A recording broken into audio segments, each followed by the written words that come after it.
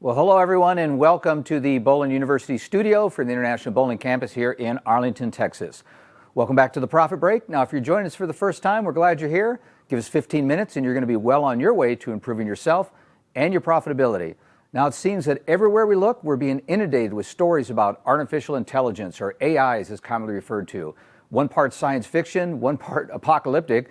AI can be a little overwhelming concept to understand. What it means for society and your business. Now, to help ease my own AI anxiety, and probably yours, we have someone that has peeked behind the curtain and seen what really few of us have ever had a chance to look at. So on today's show, we're going to talk with Mr. Steve Lerch, who is formerly taught innovation philosophy at Google's global headquarters and is now the president and founder of Story Art Consulting. Now, besides being a sought-after keynote speaker, Steve also provides consulting services with various organizations on things like strategic planning, digital marketing, and customer analytics. Steve, welcome back. Great to see you again. Thank you. Good to be back. Appreciate it. Yeah. Now, we are looking forward to having you with us again at our upcoming event in New Orleans. But we want to jump in on this topic that just seems to be top of mind with everybody. Now, you were very fortunate before starting your firm now almost 9 years ago. You worked, of course, for Google, and you got a chance to, probably when AI wasn't even really a buzzword, you got a chance to see things that many of us haven't got to see. What might you share with us now that maybe if I'd have met you 9 years ago that you wouldn't have been able to share with me?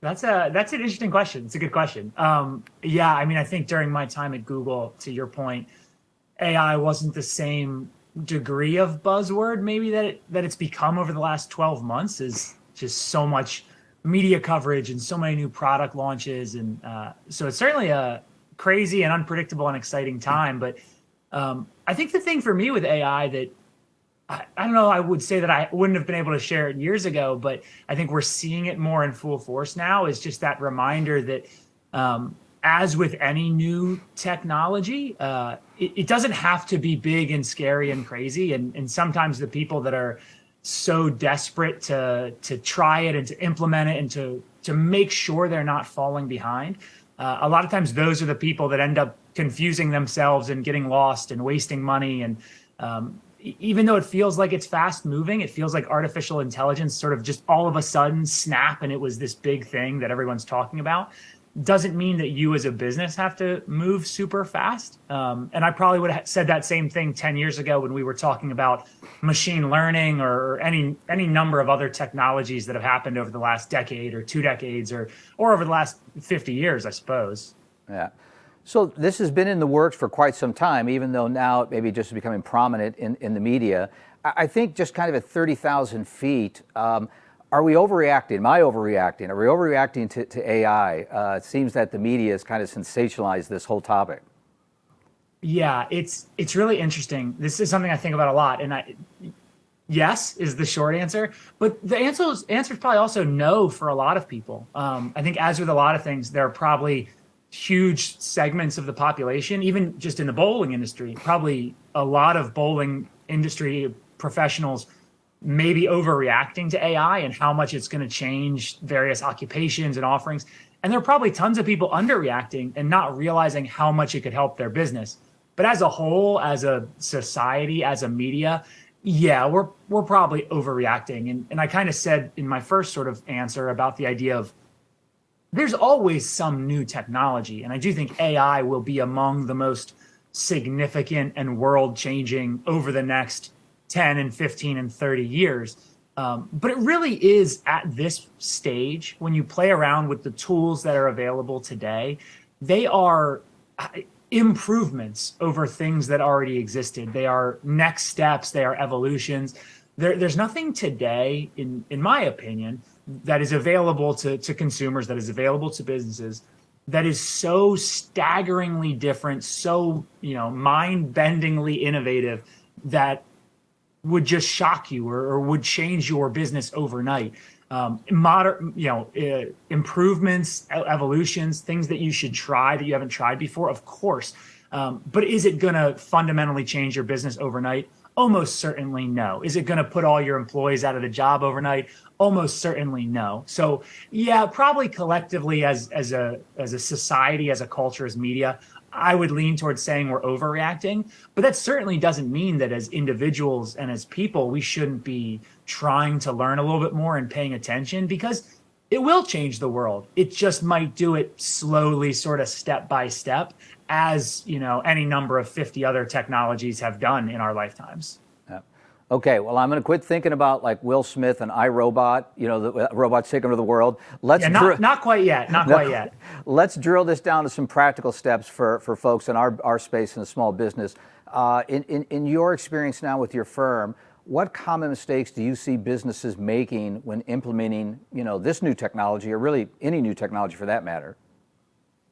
Yeah, I guess I'll say two things, and they might sound like they're different sides of a coin, or they disagree with each other, but I'll put it like this. I think the first mistake people make is just kind of ignoring it. And I think we ignore it for a lot of different reasons. And this is specific to AI, but as you said, it does apply to other new technologies, new platforms, new ideas. I think there's definitely an intimidation factor. And I think part of that comes along with this, as we just discussed, this sort of media sensationalism about what AI can be and will be. And when you get into the science of artificial intelligence, it's so incredibly complicated. Because I worked at Google for years and years, but I'm not an engineer. I'm not a coder. I don't understand how they're making this stuff work.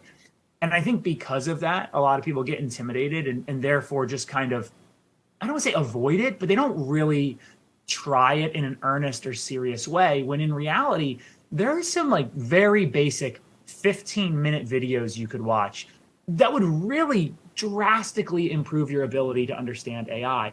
And even without understanding AI, without understanding the technology, without understanding what's possible, there are still a lot of really cool tools out there, really cool websites, many of which are free, like ChatGPT, that can be incredibly useful. And to be honest, this might sound strange to say, but you don't have to understand how it works to be able to find applications that would improve your business, that would improve your daily work. There are tons of tools like that someone with no science, no engineering, no computer background at all could take advantage of.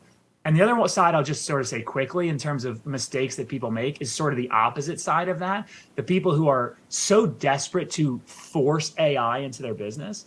And this is something we used to say at Google a lot, this idea that technology is not an idea. So your idea for your bowling center shouldn't be, we should put AI in it. AI is a technology that can solve a problem or can improve an efficiency, can improve a process. What you really need to do is understand some of the AI tools that exist, and then think critically about your business. And if there's an opportunity for the two to fit together, great. If there's an AI tool you can use, awesome. But the idea that, other companies are using AI, I have to use AI, I have to find a way to use this, it's not going to be right for every business. It's not going to be, at least not today. So I think that's sort of the either the folks that are ignoring it are going to miss out, and the folks that are forcing it are going to end up in a bad position. So I think those are mistakes I see a lot. Yeah, and I love what you said, Steve, about the fact that you don't have to completely understand it to embrace it, right? There's a lot of things in technology we don't understand, but we embrace it in our personal and professional lives. So I heard you mention ChatGPT. That seems to be kind of a buzzword within the buzzword of AI. What are some of your favorite uses or conversational? Yeah. Tell us a little bit about how you see business using ChatGPT. Yeah, I love ChatGPT. And I think when it first came out, and I don't know, I guess maybe about a year ago that people started talking about it, if I'm remembering my timeline correctly. And people did act like it was this world-changing thing. When I first started using it, that's not really my interpretation of it as something that was so staggeringly impressive, but it was incredibly cool and remains incredibly cool to this day. And for those of you who haven't really embraced AI at all, or for those who haven't tried ChatGPT, it's a fantastic entry point, because if nothing else, it is fun. It is a conversational tool. It is generative AI, which means you can essentially give it any prompt, ask it any question, and it almost instantly produces content. It writes for you. It answers questions for you.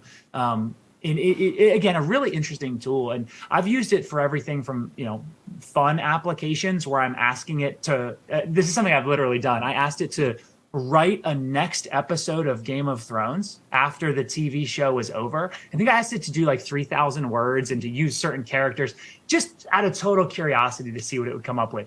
it's certainly not the greatest episode of television that's ever been written, but it was pretty interesting to see how it could instantly understand those prompts. I've asked it now I'm going to sound like someone who's really obsessed with TV, because my other favorite example is giving it 10 TV shows I love to watch, and asking it what TV shows I should try next, and getting a list of 15 back or whatever it is I ask for.